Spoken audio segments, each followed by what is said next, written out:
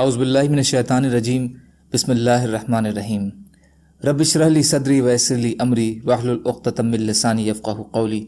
ریاض الصالحین حصہ اول، اللہ کے خوف کا بیان۔ حضرت ابو سعید خدری رضی اللہ تعالیٰ عنہ سے روایت ہے کہ رسول اللہ صلی اللہ علیہ وسلم نے فرمایا، میں کس طرح ہنسی خوشی رہ سکتا ہوں جبکہ سور پھونکنے والے نے سور کو منہ میں لیے ہوئے ہیں اور اللہ کی اجازت پر کان لگائے ہوئے ہیں کہ کب اسے سور پھونکنے کا حکم دیا جائے اور وہ سور پھونکے۔ تو یہ بات رسول اللہ صلی اللہ علیہ وسلم کے صحابہ پر مانو بہت بھاری گزری، چنانچہ آپ نے ان سے کہا، گھبراؤ نہیں بلکہ کہو ہمیں اللہ کافی ہیں اور وہ اچھا کارساز ہے۔ ترمذی۔ اور امام ترمذی نے کہا یہ حدیث حسن ہے۔ القرن وہ سور ہے جس کے بارے میں اللہ تعالیٰ نے فرمایا ہے کہ سور میں پھونکا جائے گا، سورہ یاسین۔ اسی طرح رسول اللہ صلی اللہ علیہ وسلم نے اس کی ٹیکہ بیان فرمائی ہے، جیسا کہ ترمذی میں ہے، سور ایک نرسنگا ہے جس میں پھونکا جائے گا۔ فائدہ، اس میں نبی اکرم صلی اللہ علیہ وسلم اور صحابہ کرام رضی اللہ تعالی عنہ کے اللہ کے خوف اور فکر آخرت کا بیان ہے، جس میں ہمارے لیے سخت عبرت اور وعید ہے کہ وہ پاک، محفوظ یا مغفور ہونے کے باوجود کس طرح اللہ سے اور میدان حشر کی ہولناکیوں کے تصور سے کانپتے رہتے تھے۔ اور آج ہم لوگ ہیں کہ سر سے پاؤں تک گناہ میں ڈوبے رہے ہوئے ہیں، رات دن اللہ کی نافرمانی کرتے اور احکام و فرائض الہی سے غفلت اور منہ موڑنا ہمارا مقصد ہے۔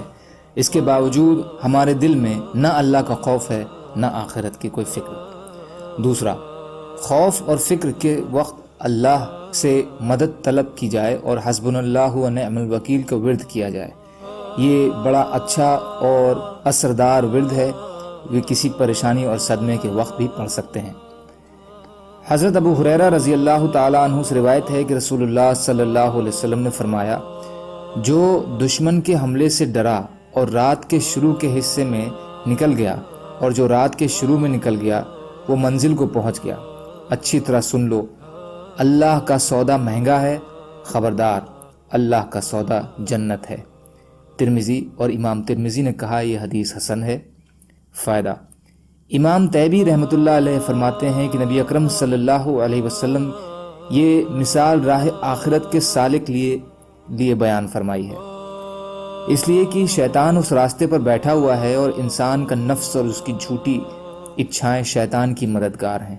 اگر وہ اپنے سفر آخرت میں بیدار سے کام لے اور اپنے اعمالوں میں اخلاص پیدا کرے تو وہ شیطان کے مکر و قید سے بھی بچ سکتا ہے، اور اس کی مددگار جھوٹی خواہشات بھی اس کے راستے کو کھوٹا کرنے میں ناکام رہتی ہیں۔ اس کے علاوہ آپ صلی اللہ علیہ وسلم نے اس طرح بھی رہنمائی فرمائی کہ آخرت کے اس راستے کو طے کرنا بڑا سخت اور اس کو پانا بہت کٹھن ہے۔ یہ معمولی کوشش سے حاصل نہیں ہوگا۔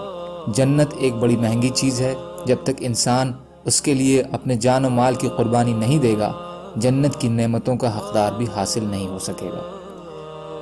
حضرت عائشہ رضی اللہ تعالی عنہ سے روایت ہے کہ رسول اللہ صلی اللہ علیہ وسلم کو فرماتے ہوئے سنا کہ قیامت والے دن لوگ ننگے پاؤں، ننگے بدن اور غیر مختون یعنی بنا ختنے کے اکٹھے کیے جائیں گے۔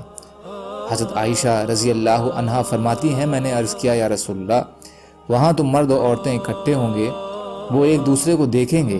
آپ صلی اللہ علیہ وسلم نے ارشاد فرمایا، معاملہ اس سے کہیں زیادہ سخت ہوگا، یعنی حساب کی ہولناکی اور سختی ایک دوسرے کی طرف دیکھنے کی مہلت نہیں دے گی۔ دوسری روایت میں ہے کہ معاملہ اس سے کہیں زیادہ اہم ہوگا کہ ان میں کا کوئی کسی کو دیکھے۔ بخاری و مسلم۔ غرلا، جن کے ختنے نہ ہوئے ہوں، جیسا کہ بچہ پیدائش کے وقت ہوتا ہے۔ فائدہ، اس میں بھی میدان حشر کی ہولناکیوں کا بیان ہے، جس کا اس حدیث کے باب سے تعلق واضح ہے۔ مطلب اس باب اور اس میں نقل کردہ احادیث کا یہ ہے کہ ایک مومن کو آخرت کی تیاری اور روز محشر بارگاہ الہی میں پیش ہو کر جواب دہی کا احساس اور تصور سے غافل نہیں رہنا چاہیے، بلکہ اس دن کی ذلت اور رسوائی سے بچنے کے لیے ایمان اور تقوی کی زندگی گزارنی چاہیے۔ جو لوگ ایسا نہیں کریں گے اور آخرت کی فکر اور اللہ کے عذاب سے بنا ڈرے زندگی گزاریں گے، انہیں اللہ کی نافرمانی کرنے اور اللہ کے حدود کو توڑنے میں کوئی ڈر نہیں ہوگا، لیکن اس کا نتیجہ آخرت کا عذاب اور ذلت و رسوائی ہوگی۔ سبحان اللہ و بحمدہ، سبحانک اللہم و بحمدک، اشہد ان لا الہ الا انت، استغفرک و اتوب الیک۔ سبحان ربک رب العزت عما یصفون، وسلام علی المرسلین، والحمد للہ رب العالمین، برحمتک یا ارحم الراحمین، لا الہ الا اللہ محمد رسول اللہ۔